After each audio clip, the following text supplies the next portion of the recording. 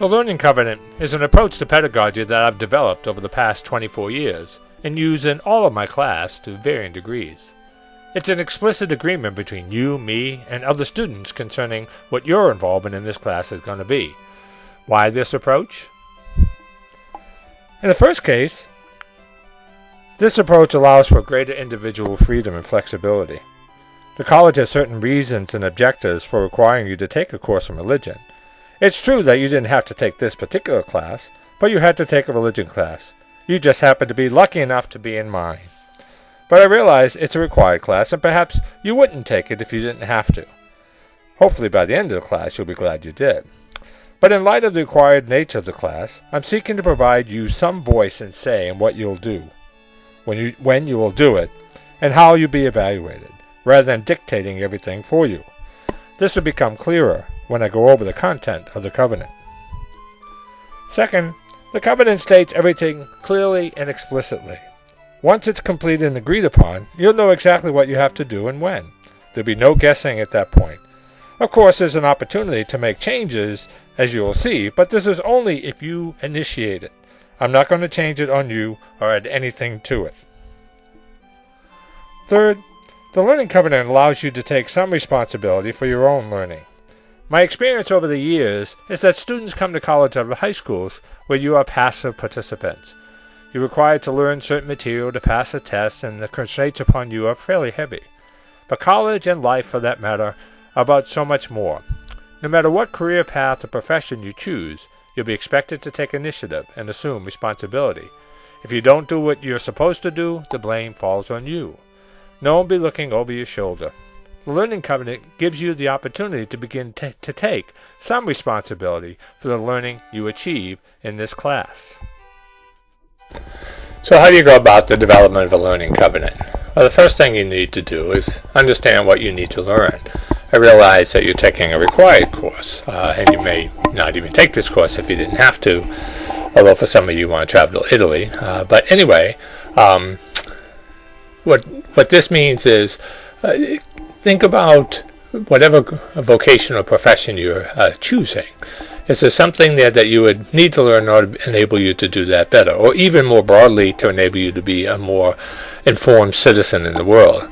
Well, one possibility may be you need to have a little clearer sense or a more critical acumen, and so being able to engage with ideas and stuff with a critical eye, not in the sense of negative critical, but developing in a more so you understand what's going on and have a clearer sense of that kind of analytical, critical way of looking at things.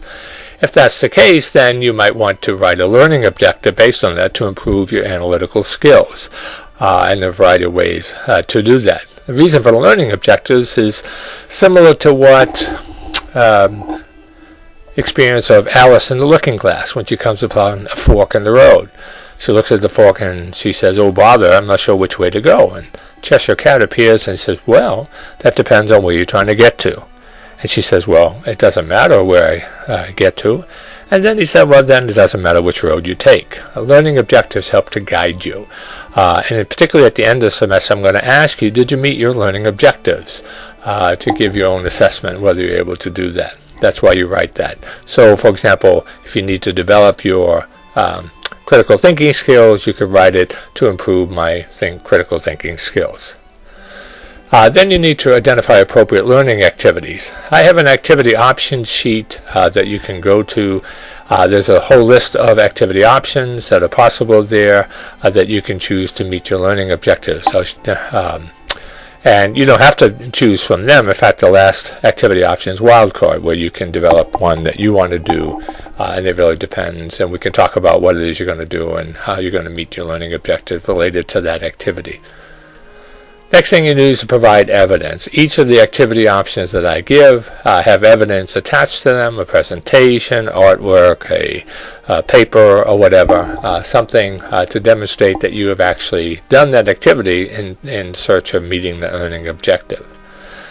Then you have to specify the evaluation criteria. Again, on all the activity options I have developed, I give specific evaluation criteria, and the reason for that is simple. So when you're going to create the evidence, You're looking with those criteria in mind, and when I evaluate it, I look at the same criteria, at least so we can be somewhat on the same page when that happens. Then you have to set due dates. There are due dates associated with the two activities, which are very expensive, that I require of you, but that only accounts for about half or perhaps even less than half your grade. The rest of it you have to do. And so you need to look at your own schedule to set due dates. You know your schedule better than me. I want you to be able to fit in what you're going to do in my class in ways that make sense for the fact that you have other things going on as well. These due dates are not set in stone, but in order to encourage you to take responsibility, if you want to change a due date, you just need to let me know ahead of time. If you let me know afterwards, I will penalize it. You can still change it, but there'll be a penalty attached. Then you need to determine the weight.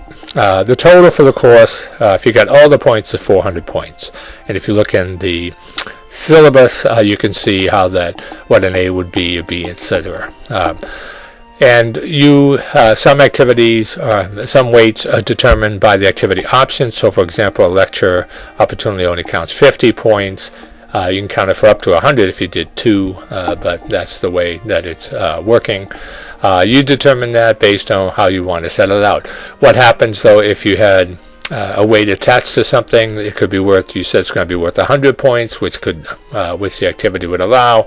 You don't do as well as you want. Are you stuck with that? The answer is no. You can change that to lower it, even zero it out, and substitute something else that can be equivalent to that amount of points in its place. But what happens if you only wanted a 100-point activity to count for 75 and you did really well? Could you raise it up to 100 points? The answer is yes. It can be do that as well. My intent is to evaluate your best work, not your worst work. Then the due date for the covenant, at least the initial draft of it, is February 7th, and you post it on Canvas. This can be modified and changed and stuff as things change and happen during the semester, but at least the initial one with all the information listed here needs to be there. Let me give you an example. The course objectives that I have, not just me, but my department and the college has, are listed on the syllabus, and you can see them there. I'm going to meet all of my objectives with 2 activities: group participation and group final project. Group participation is very involved. There's attendance, preparation, participation activities, and you can see all of them on Canvas under participation activities. The evaluation criteria there are all listed there. And then in terms of points, it can count up to 100 points. It can't count less than 75 because I want you to take this seriously. But the maximum is 100 points. The group final project, for those of you traveling to Italy, I'll clarify and explain that when we get there. For those of you not traveling, I'll clarify that close to the end of the semester. Here again, there'll be particular activities you have to do, and I'll explain that process. It too can be worth anywhere from 75 to 100 points. It's due on the last day when we get back. For those traveling to Italy, for those who are not traveling, it's actually due on the last day of exams, which is the 16th, I believe. Then you have to come up with your objectives. As I mentioned earlier, if you want to develop your analytical and writing skills, one way you could do that is to attend 2 lectures. You attend the lectures, and you develop the reports, summarizing clearly and engaging the material that you heard the lecturer speak about. The activity option sheets provides evaluation criteria there. If you're comfortable with that, then you just write this, and don't write anything, and I'll know what you're looking at. You set a due date and how many points it's going to count. Because it's 2 lectures, it can count up to 100 points. Same thing with developing your public speaking skills. You do a class presentation, and here again you got a due date and points all the way down. And if you add this all up, 200, 300, 350, 400 points, that's the maximum that they can count and stuff. And so this is how you would develop your own learning covenant. The form is on Canvas. You would go there, you'd fill it out, you post it on Canvas, and in a completed format, accepting the fact that it may be adjusted as the semester goes on. I hope you like this. Most students do, not everybody, but and we'll explore this and talk about this in class as well, but this is one way to reinforce learning about what the Learning Covenant's about. Okay, great. Take care.